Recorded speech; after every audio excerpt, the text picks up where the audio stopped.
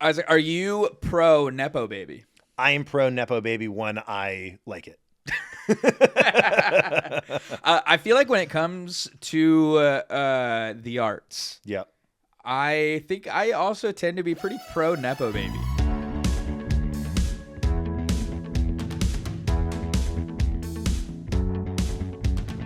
Hello, and welcome to the Midnight Matinee Project. We here are not movie critics, we are movie lovers, and not just movie lovers. We're movie theater lovers. My name is Hunter, and I am joined by a good friend of mine who just returned from his meeting with the Christmas Adventurers Club, Isaac Fosses. Not on the record. Not true. That is not true. Oh man, I did not see that coming. What time is it?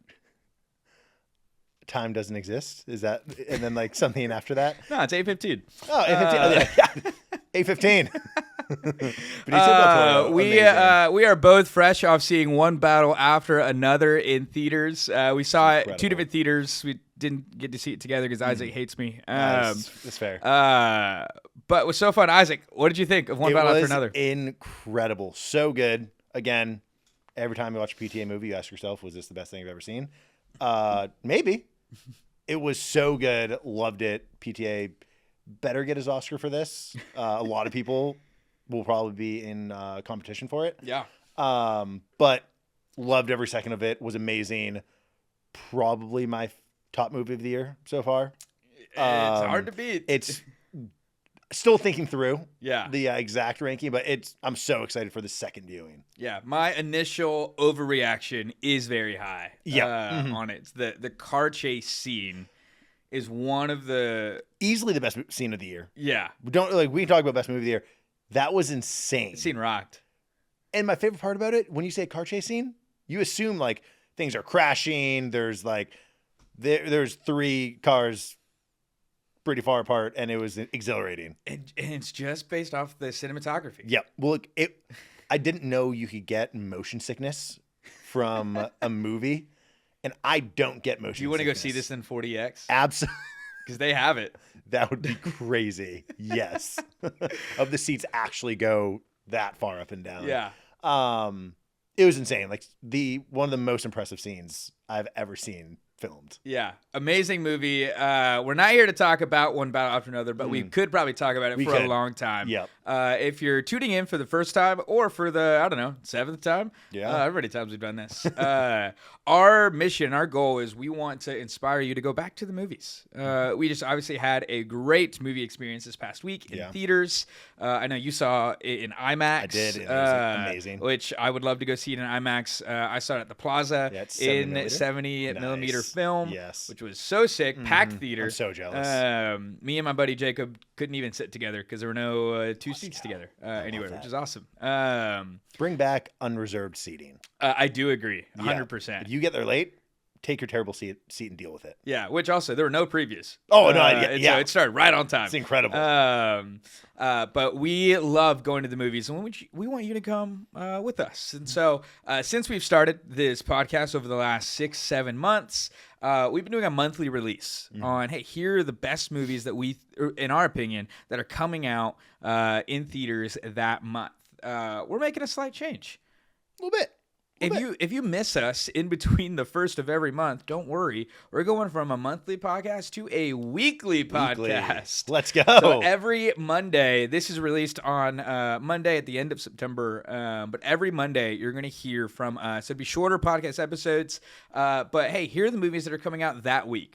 And so typically it'll just be anywhere from 2 to 5 movies, just depending on the week, that we think are worth seeing. And so as you're driving into work on a Monday, listen to this. Yeah, this will be, I actually have no idea how long this will be. I was about to give an estimate. No idea. Could be 25 minutes. Could still be an hour and a half. We're going to try our best to keep it around 20 to 30 minutes. We promise. Yes. But let's say on Monday, driving into work, make your plans for Thursday every Monday on your way to work. There you go. And decide what movie am I going to see this Thursday night. Yeah, absolutely. And maybe this is your little water cooler chat. Yeah. Discussion. I like that. As soon as you get to the office. I heard there's a crazy new Marvel out. Yeah. It's going to be crazy. It's a great way to talk about movies. Yeah. But every week we'll be releasing a weekly podcast of, hey, here are the movies that are coming out. Here's why you should go see them. And so that actually will mark the end of Isaac and I's competition of our draft. Unfortunately, we do need to give the results of the final one. Yeah, and we will say, because of my score, such large lead, there was no coming back. So the current score leading into September movies was 4-1 Isaac. But you know what they say, next point wins. Absolutely not. And so here's the final scores from just our September draft to really kind of wrap it up. Hunter's gonna milk this. I can feel it. So again, we each drafted 5 movies. They go head to head in the order that we drafted them. In terms of kind of an aggregate score of all these different review sites that we put together, which we'll call from this point on the Midnight Matinee score. It's not our opinions, it's everybody else's. We just aggregate it. But round 1 was Isaac picked Toy Story, and I picked One Battle After Another, which so good. Toy Story, one of the greatest movies of all time. With a 90.6, and One Battle After Another with a 93 overall aggregate score. Insane. Rightfully so, but tough to see, or like rare to see especially a new movie beat a classic across the board. Like Rotten Tomatoes, Letterboxd. I know we just looked at Letterboxd. It was like a 4.5. Yeah, it's currently on track, if it stays where it is, to be a top 20 movie rated on Letterboxd. Insane. Any movie. And PTA is only 55. He's got a lot left in him. I can't wait. So 1-0 Hunter. Round 2. Isaac had The Sound of Music, and I had Spider-Man 2.1. The extended release of Spider-Man 2, Tobey Maguire's Sound of Music 80.4. Spider-Man 2 82.2 for another one for Hunter. That's 2-0. Round 3. A Big Bold Beautiful Journey was my pick, starring Colin Farrell, Margot Robbie, versus The Long Walk. And I heard round 3 is actually what decides it. That's actually not true, no. But The Long Walk did have a substantial lead over A Big Bold Beautiful Journey, 78.4 to 52. It's 2-1. It's 2-1. Yeah. Time for Isaac to catch up. All right, round 4 was Isaac's pick with Spinal Tap 2. The End Continues versus the theatrical release of Hamilton, the hit Broadway musical play by Lin-Manuel Miranda. Spinal Tap with a 69.2, Hamilton with a 90.4. It's 3-1. All I'll say is you can say whatever you want about my re-releases, but a play, that's blasphemy. But it was a movie of a play. And then final round, Isaac picked Him, and I picked the 40th anniversary of The Breakfast Club. Yeah. And it also was not particularly close. Him did not do well, aggregate of around 37. Yeah. And Breakfast Club, 79.8. We learned this month that directed by Jordan Peele and produced by Jordan Peele, two very different things. Yes. Produced by Jordan Peele will probably no longer have the marketing pull that it used to. It's super fair. And so I leave September with a 4-1 win in that month. And a quick note on reviews, because specifically with Him coming out, Marlon Wayans had a lot to say about the reviews of this movie. Yeah. He, of course, stars in it. And he, I think, had a really good point of... like, just because a movie gets bad reviews doesn't mean it's a bad movie and doesn't mean 100%. It's not worth seeing. Yeah. He, I believe, posted, I think he posted on Instagram, posted a screenshot of the reviews of like the Rotten Tomato scores of Him, which are low. And then he went and posted Rotten Tomato scores of a bunch of his other movies that are also really low. For example, White Chicks. People love White Chicks. And all of his other movies, like, they're classics. Yeah. They're so great. They're so fun. Not critically acclaimed. Rotten Tomatoes oftentimes gets it wrong. Yeah. They are not 100%. They're not certified fresh in terms of predicting if a movie's good or bad. Yeah. And so take even these reviews that we share with a grain of salt. Every movie is worth seeing and having your own thoughts and having your own opinions on them. But we needed some way to score it. And Absolutely, so what better way than going with reviews instead. And so as I've seen many times on Twitter, the lion does not concern itself with Rotten Tomato scores if he doesn't like them. That's a really good point. I've never seen that, and I'm shocked that I haven't. My Twitter feed is all just film Twitter now. Let's go. Film Twitter and college football. Yeah, That's it. mine is like 90% film Twitter and 10% Dolphins. The football team? Almost none of it is possible. Or the animal? The football team. Yeah. Oh, gotcha. 10% just dolphin clips. Yeah. No, it's not 10% Dolphins clips. It's 10% Dolphins hate. Like Dolphins fans hating on Dolphins. Nobody hates dolphins. They're beautiful creatures. They're amazing. They're great. Yeah. All right. So we're ending our draft with a final score of 4-2. Isaac does get the overall win, but we enter into a new competition. We do. That we'll talk about. So we're about to highlight 3 movies that are coming out this week. Really the first week of October. October 1st is Wednesday. We've got some great movies. We're going to talk about 3 movies, but the way we're going to talk about them is we're going to share the quick description of, hey, here's what the movie is, and then we're going to highlight some actual reviews of people that have seen these movies. And we're going to share 3 reviews each for each movie. We're going to share a positive review, a negative review, and just a funny review that we found. Just to also get the pulse of, like, what are people saying about this movie specifically. And then we'll do a little bit of an overview of, hey, who made this movie, right? Who's the director, who the starring cast, what are they known for? And then we will each share our pitch of, like, a Hollywood combo of, like, hey, this movie is like a combination of this and this. Just to, again, give another insight into even what we think about these movies that are coming out. And then we'll end each one still with a little bit of competition for me and Isaac. We're still going to keep track of our midnight matinee scores, so this aggregate review scores of all these movies. But we're setting betting lines on what we think it's going to be. And feel free to compete with us. Yeah, let us know.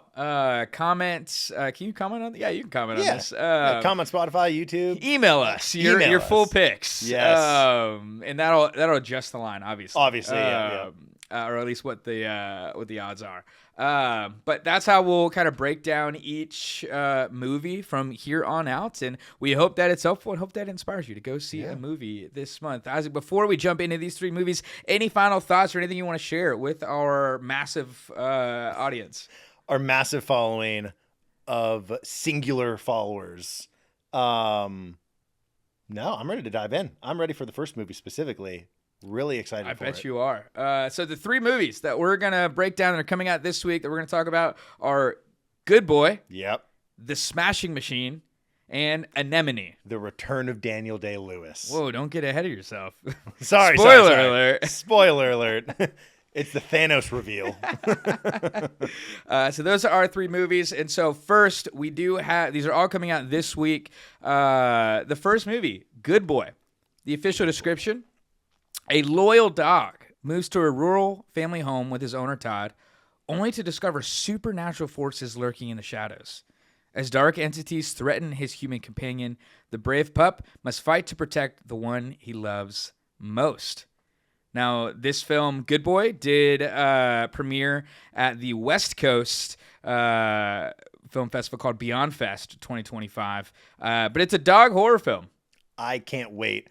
It's unique. It's original, and especially with horror, you don't always get something original. There's a lot of horror franchises out there. Yeah.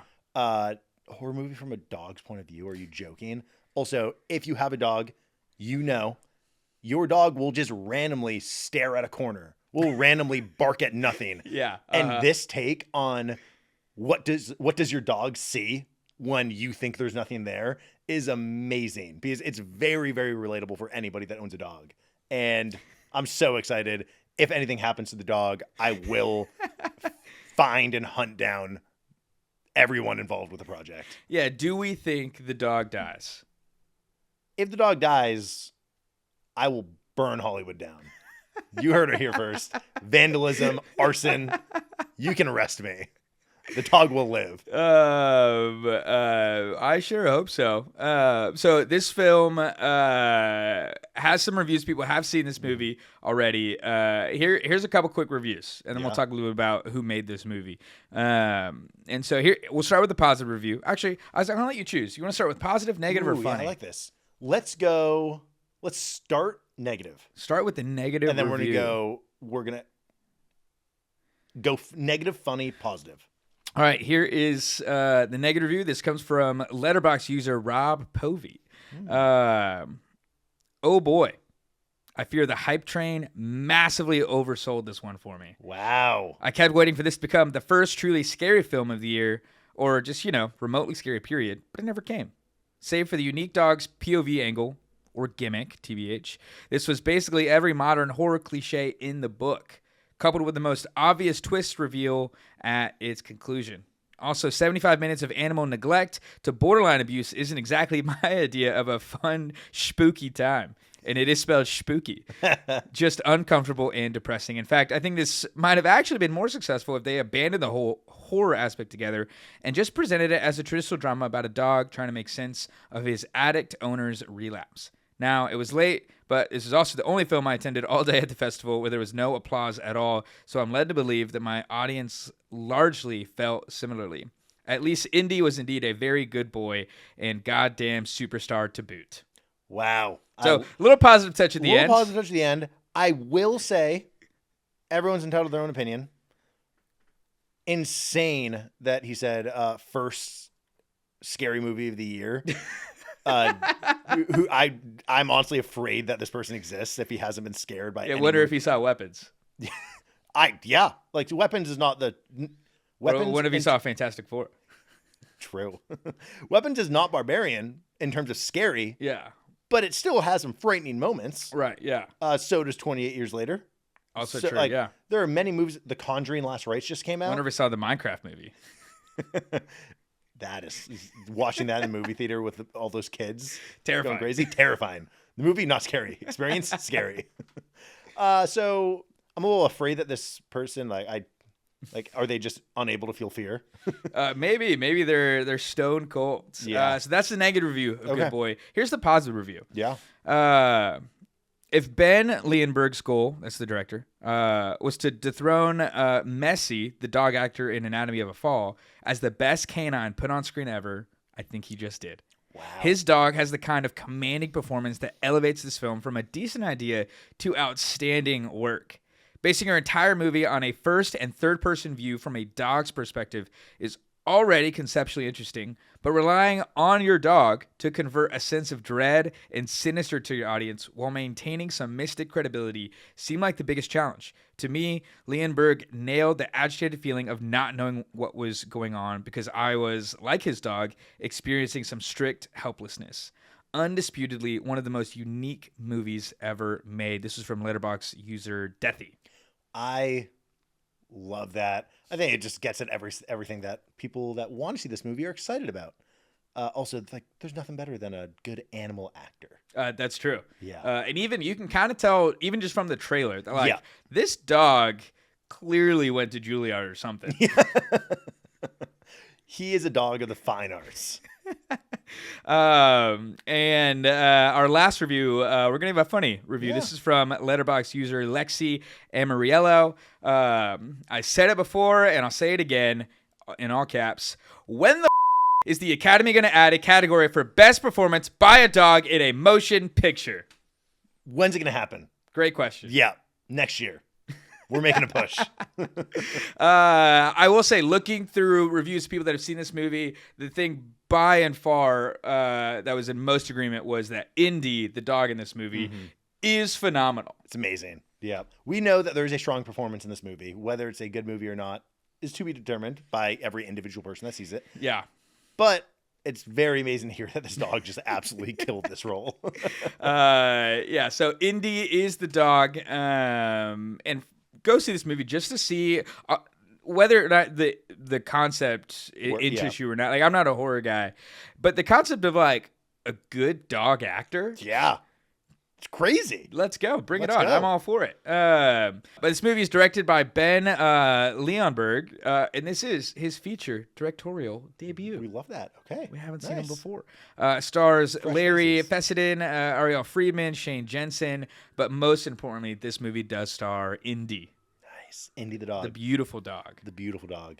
I want him to take down whoever's the lead, like in contention for the lead actor for the Oscar nominations. Just take him down. Yeah, and then let's see a dog superhero, Yeah.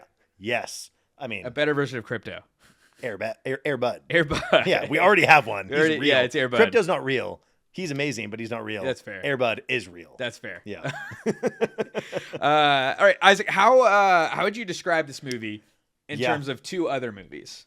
I think the first one's obvious. The second one, not so much.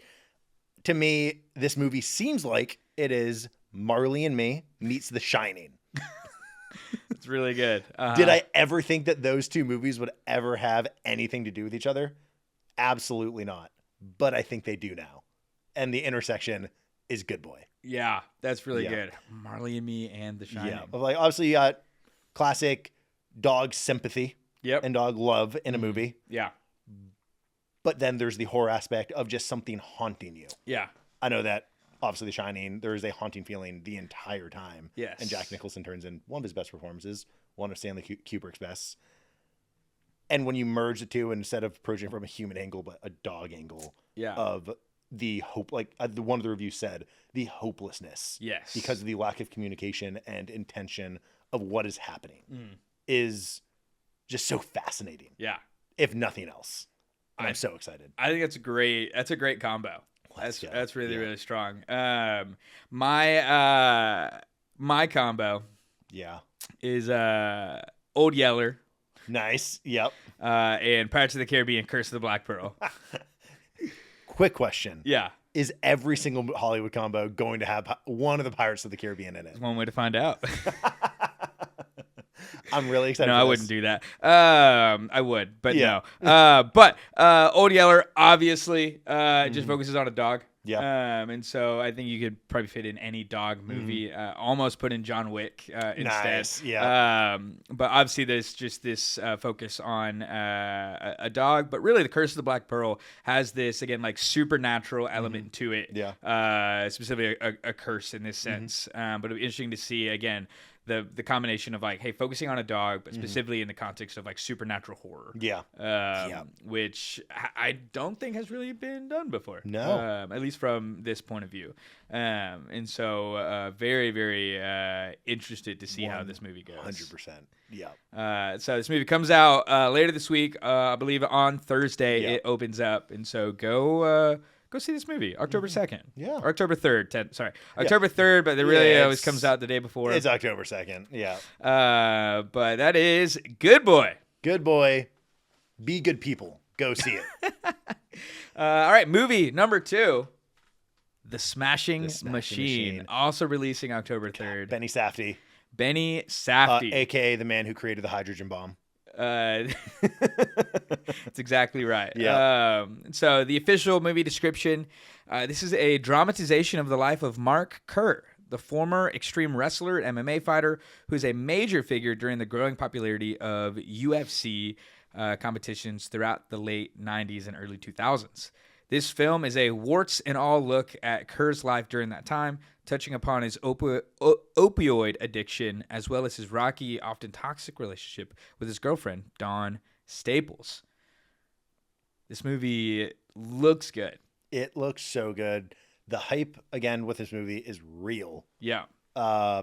People are saying it's The Rock's best performance to date. It's Benny Safdie's best creation to date. Emily Blunt is amazing in it. Yes. So excited. But I would love to hear what the people are saying about it. Yeah. What are the people saying about Let's go. This one, let's go good review, Good review first. then funny, then bad. Let's just mix it up. All right, perfect. I love it. All right, so this comes from Letterboxd user Jace on The Smashing Machine. Benny Safdie directs like someone trying to pin you down on the mat and not let you up until you feel the hurt. It's not just about fighting. It's about how obsession hollows a person out till all that's left is the performance. The body as spectacle, the body as prison. Every close-up feels like it's vibrating with exhaustion and hunger. Can't tell if it's inspiring or terrifying to watch someone destroy themselves to keep going. Probably both. I spent half the screening thinking about who we hurt when we can't step away and how missing someone's birthday can feel just as brutal as any fight. Yeah, that's And that's the positive review. that is not going to be a very happy movie. Heads up. Yeah. That's well said. I can't wait to see it. See my thoughts on it. Yeah. That's really fascinating. Here's a funny review that I got to see. This comes from Letterboxd user Jules. I'll have to bleep a lot of these reviews, I think. I was assuming. So the guy that bounces a berry on his in Journey 2 might actually win an Oscar. And Emily Blunt serves for 123 minutes. My gosh. Yeah, the bleep button is going to be often used. Yeah, that is wild. But that, I mean, if that isn't saying in this movie, I don't know what will. Yeah. And here's a negative review from Letterboxd user Powwow. From the A24 school of dressing up basic stuff in shiny packaging to make it seem more interesting and deep. This is boring as It's a completely ordinary sports movie done up in fake documentary style that robs it of all dynamism, yet doesn't prevent it from hitting every cliche in the book. Don't believe the hype. Wow. I will say I do appreciate the fact that literally any movie you can find someone that doesn't like a movie. Uh-huh. And I respect it because it's a very individual choice and a very individual reaction. And yeah, it's a good thing that people react positively and negatively to things. But man, it's a tough review. It is a tough review. When it comes to reviews, Isaac, quick question for you. Are you more prone to trust positive reviews or are you more prone to trust negative reviews? I'm absolutely more prone to trust positive reviews. Same. Yeah. I honestly can pretty much exclusively I think it's the opposite of like when you're looking up a restaurant or you're looking up a place where you want to get a haircut or just an apartment building, like any place that you want reviews of, you typically, like in your normal life, you typically lean towards negative. Yeah. Because you're like, oh, this could happen. Yeah. Even if it happened to one person out of 1,000. Right. It's like, oh, it could happen to me. The movie, I'm going to see it no matter what. So I want to get excited as possible to see it. Uh-huh. And the way to get excited as possible is to see how much other people absolutely loved it and were touched by it. For sure. And just knowing that even if I don't like it coming out of the experience, going in, that so many people were positively affected by this, by a movie, really brings me in and reels me in. Yeah. And then honestly, even if I don't like a movie or don't love a movie, which is not many movies that exist in the world, I just not a fan of negative reviews, but I do appreciate their place in the world. Yeah. It's hard for me to read a negative review and not think that person probably had a bad day. Yeah. No, honestly, yes. Like literally. And they may be right. Yeah. They may be right. Yeah. But I tend to agree Also, I'm a positive review guy. Any negative review, any review at all, as long as it's a person being honest, they are right. Yeah. Because it is their opinion on a work of art. Yes. And they're not like, no matter how you feel about a movie, if someone has a bad review, which they exist, of Interstellar or of The Prestige or any of our favorite movies, they're right because it's their opinion. Yeah. Which is also really hard to accept because when it comes to opinions, we hate disagreeing. Actually, I'd say we love disagreeing and then hating the person. For sure. So that's a look into what Letterboxd is saying about The Smashing Machine. Mm-hmm. Now, this movie is directed by one of the Safdie brothers, of course, Benny Safdie. Yeah. We do get two different Safdie movies this year, which is exciting. Yeah. Do you have a preference on brother directors? I'm going to give you. I'm going to rank these three sets of brother directors. Yep. The Safdie brothers. Yep. The Coen brothers. Yep. And the Russo brothers. I'm going to go. And when they're together or when they're working separately or just overall? Just say overall. Okay. So they don't include their individual work as well. Yeah. I'll probably go Coen, Safdie, Russo. Wow. Mm-hmm. That's not a hot take at all. yeah. It's not easy to do it. It'd be funny just to put Russo's at the top. Russo #1, obviously. Here's the thing. The Russos, I think right now, getting a lot of hate. which is fine. Infinity War and Endgame did rock. It was amazing. Yeah. Captain America: Civil War. All three. Or, Winter Soldier. Yeah. Rocked. All three have done amazing things. Yeah. But I would say, as a whole, I probably appreciate the Coen brothers the most. But the Russos did Arrested Development. I did not know that. Oh yeah. Okay. For sure. That's you pretty can cool. see the Bluth family stair car in. There's a few like Easter eggs in Infinity That's War incredible. and in. I think it's in. Did they do Civil War? I think they did Civil War Maybe, too, right? yeah. I think so. Sure. sounds right. Yeah, I think they did Civil War too. But like Civil War, the airport fight, Yep. the Bluth stair car is there. That's incredible. That's awesome. And then there's a scene in Infinity War when they get to nowhere with the collector. Yeah. In one of like the trophy cases of things, there's what's his Tobias Funk as a member of the Blue Man Group in his jorts. That is so funny. I did not know that. Oh yeah, it's in there. That's so funny. Because yeah, they did That's Arrested great. Development. Yeah, So that's does great. that change your answer knowing they did Arrested Development? No, Okay. but it definitely brings them up a little Yeah, bit. the gap's not as Yeah. big. Cool. Yeah, no, Yeah. for sure. But we get a Safdie movie right here. Benny Yeah. Safdie directs this movie with two rock stars, if you will, Yeah. leading this movie. Of course, we have Dwayne "The Rock" Johnson. If people are unfamiliar with Dwayne "The Rock" Johnson, what might they know him from? You might know him from honestly a lot of things. Most importantly, the Scorpion King, Right? and the third or second Mummy movie. The Scorpion was a spinoff. Probably the third. I don't know. I love the Mummy. I also know that the I Scorpion think that's King is news to me. I don't think I knew that. Oh, I love the Mummy. One of my favorite movies growing up. Really? I like would watch it on repeat all the Wow. time. The first one. Yeah. And then because of my love for it, I did love The Scorpion King. I Yeah. know it's not a great movie. I know it's crazy CGI and Yeah. early stuff like that. Still love it. It's Come awesome. What else has The Rock done? I'm just now focused on Scorpion King. Jumanji? Jumanji, amazing. I'll just being The Rock Moana? in WWE. Did not know he was a Moana. Oh yeah, he's Maui. Did not know that. Okay. Yeah, that's that's Dwayne Johnson. And they're doing a live action. Yeah, the Kevin Hart movie. Oh, Get Smart. No, Jumanji. Yes. The one where Get Hard. Get Hard. Yes. Yeah. Yeah. No, is Get Hard the one with Will Ferrell? Oh yeah. Wait, which one's what's one he does with? It's when Rock. The Rock is like an FBI agent or something like Yeah, that. he's also the babysitter. No, the pacifier. No, that's Vin Diesel. no. Yeah, what's the one that's The Rock though? He's like a single dad. I honestly don't know. I think that's the. Wait, is Vin Diesel the pacifier or babysitter? The pacifier. Pacifier is Vin Diesel. Vin Diesel. You're So right. he's probably the babysitter. Maybe it's the babysitter. Okay. I don't remember the name of that movie, but it's fun. Yeah.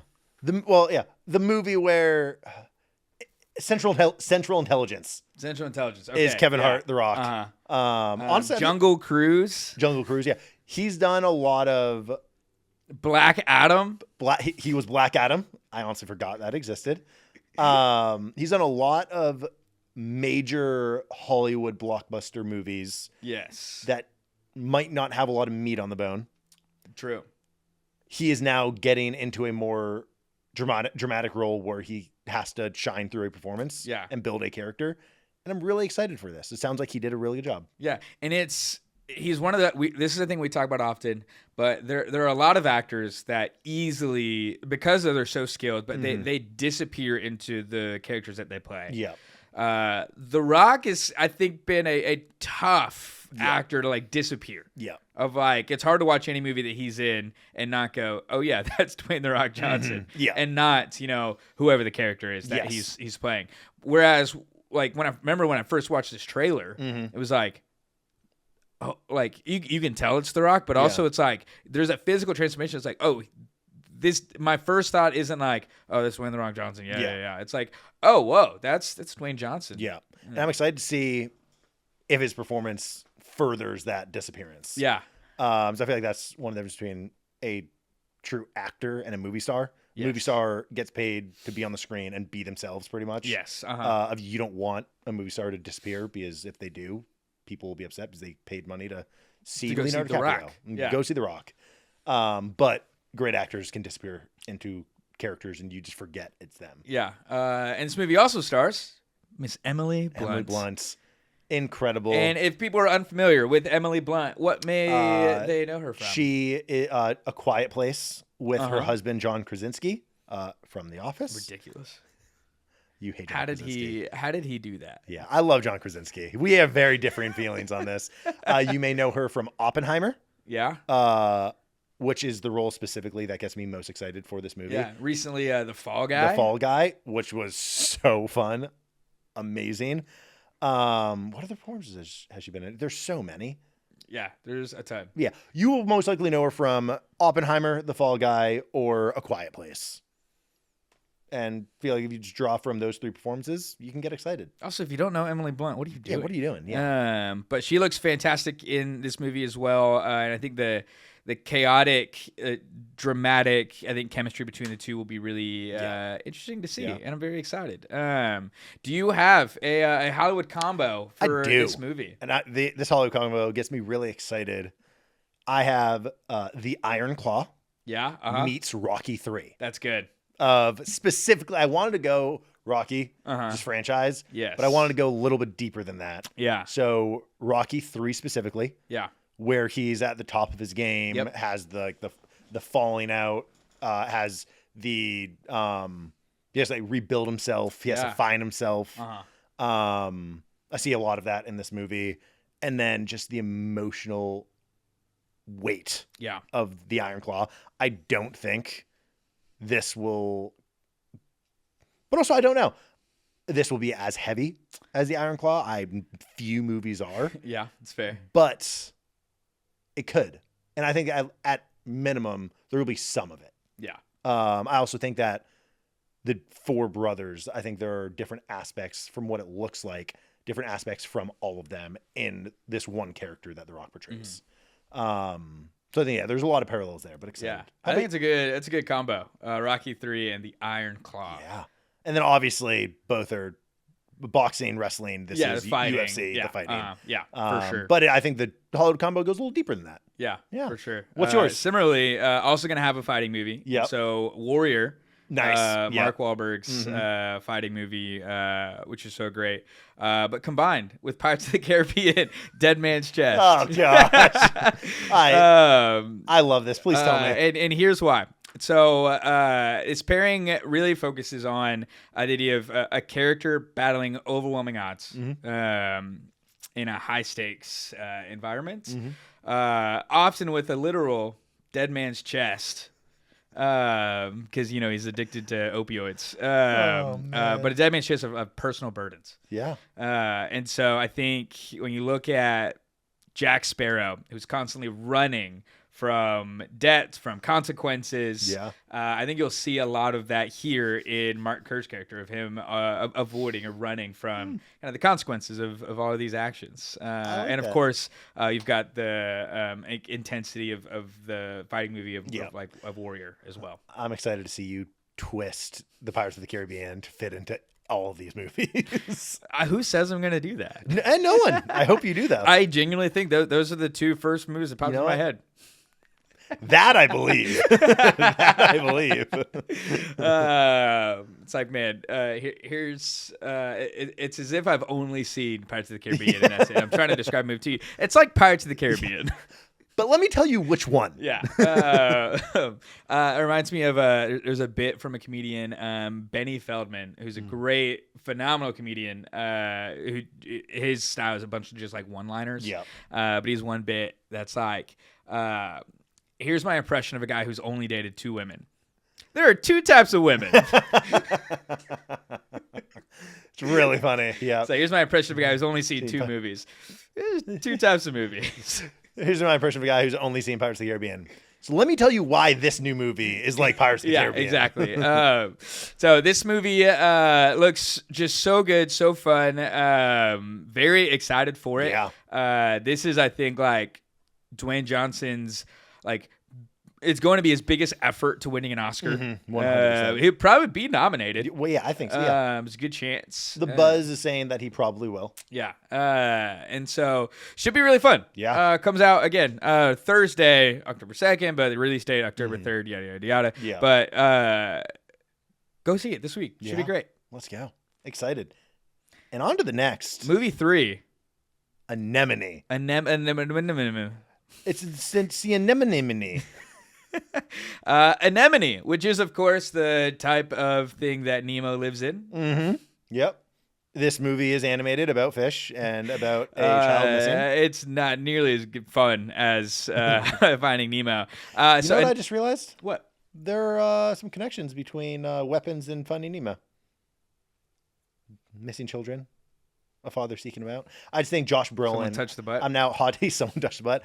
A hot take. Josh Brolin's character in Weapons is Finding Nemo. You didn't see Weapons. Like he is the movie? No, his. Is he the character, dad? He's is the he dad. Marlon? He's the dad of one of who's the. Dory? Great question. I'll think on that and get back. I haven't seen the movie, so I have no idea. Yeah, I'll think on that. And get back to you. I love that. So this movie, third movie, final movie we're going to talk about, it's coming out this week, Anemone. Now, this movie directed by Ronan Day Lewis. We love the Day Lewises. Written and co-written by Ronan and his father, Daniel Day Lewis, but stars, of course, Daniel Day Lewis and Sean Bean, which would be so great. Here's the official description. The northern England set Anemone begins as a middle-aged man sets out from his suburban home on a journey into the woods where he reconnects with his estranged hermit brother. Bonded by a mysterious, complicated past, the men share a fraught, if occasionally tender, relationship, one that was forever altered by shattering events decades earlier. Now, this movie premiered at the New York Film Festival this year. Of course, this is Ronan Day Lewis's first feature directorial film. But it stars, of course, his dad, Daniel Day Lewis, who famously retired from acting several years ago. Yep. And he's back. He's back. I'll probably just say Daniel Day Lewis is the greatest living actor today. I don't think there's much competition. We just talked about Dwayne The Rock Johnson. Are you kidding me? How dare you? Yes. Any movie that he's in should pull $3 billion because everybody should go see it. Yeah. I'm so excited for this. One, even if I didn't think the concept was cool or anything like that, or the trailer looked good, I would go see this movie. That's your start. Yeah. Then the movie looks incredible. It looks. The visuals look so good. Looks really, really good. It looks like Ronan Day Lewis. It does not look like, obviously we'll see the entire work of art, but so far from what we know, it does not look like it is his directorial debut. Yeah. So excited for this movie. We're actually not going to talk about reviews for this movie because nobody's seen it. I love this. It's a mystery movie, and everyone needs to be seated. Yeah. I think one thing that helps is Daniel Day Lewis has worked with the greatest filmmakers of our time. Yes. He's worked with, including one of our all favorites, them. Paul Thomas Anderson, of course. And one thing that probably helped this project a lot and Ronan Day Lewis is, one, he grew up with Daniel Day Lewis and seen everything that he does and just the work of the craft. Yeah. Two, just having Daniel Day Lewis on set and part of the production and helping him write it and just working together with him that closely, as I'm assuming they did. Yeah. Probably elevated the movie so much. For sure. And I am excited of just to see anything that Ronan Day Lewis does because of the wealth of knowledge that he has. Oh, yeah. And he has access to for his entire life. Not many people get to be that close with Daniel Day Lewis because they're not his son. Right. So, Isaac, are you pro Nepo Baby?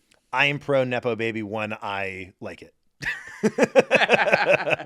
I feel like when it comes to the arts, Yeah. I think I also tend to be pretty pro Nepo Baby. Yeah. Because my opinion, especially in Hollywood, I think there's different forms of nepotism. In Hollywood, typically a Nepo Baby, for lack of a better term, is not just handed money for no reason. Like, people, studios, financiers have to shovel out millions of dollars for a production. They're not going to shovel out millions of dollars for a production if they think that someone's talentless, and they're not going to do it for no reason. They're going to do it because they think they have the ability of making this money back plus some. Yeah. And that's why I think like a lot of Nepo babies don't actually do anything in Hollywood, even though they try. And I think there is an attempt at more nepotism than we see. Yes. It's just the cream always rises to the top, and we get what rises to the surface is usually the best of the Nepo babies. Yeah. And I feel really bad saying Nepo babies. I just don't know a better word. True. But it is true. Like they are there because of who they are related to. Yeah. But in Hollywood specifically, I don't see a real problem with it. Yeah. I also think at the beginning I'm much more lenient. After they've started to have an output of creativity, then I might be more harsh. I'm not a fan of all nepotism in Hollywood, but I think it's easy to get on board with this case specifically. Yeah. Cooper Hoffman, easy to get on board with him. Yeah. Do you have a favorite Nepo baby? It's a great question. I think my favorite secret Nepo baby might be Nick Cage.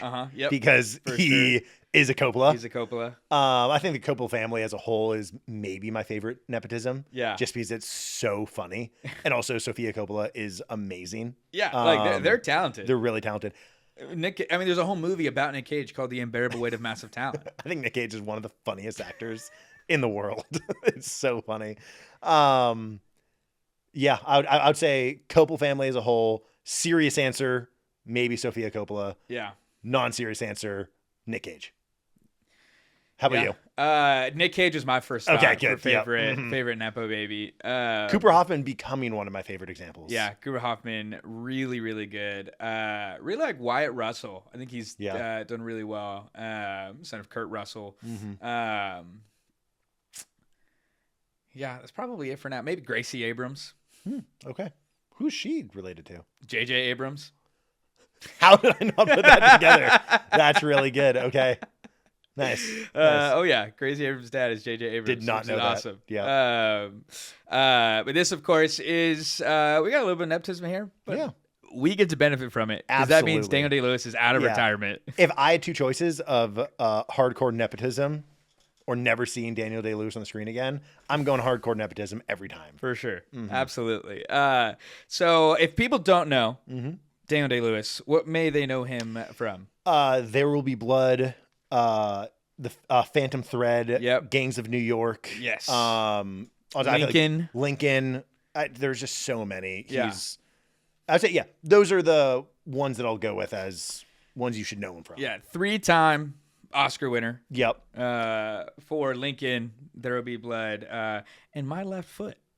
Oh, was another. Didn't realize he won for that. Okay, absolutely. Nice. Didn't win for Gangs of New York. Didn't win for Phantom Thread, unfortunately. But phenomenal. Like minimum one of the greatest actors living. But probably the greatest actor living. But also stars Sean Bean. I know, which is so. And fun. what might people know Sean Bean from? Game of Thrones, Ned Stark, Lord of the Rings, Fellowship of the Ring as National Boromir, Treasure, National Treasure as Ian. Knew you wouldn't miss that one. He is pretty much if there's a fantasy series, aka Game of Thrones, Lord of the Rings, he'll be in it. He's so good. Yeah. He's fantastic. Him as Ned Stark is amazing. Him as Boromir is amazing. Him as Ian. Him as Ian. National Treasure.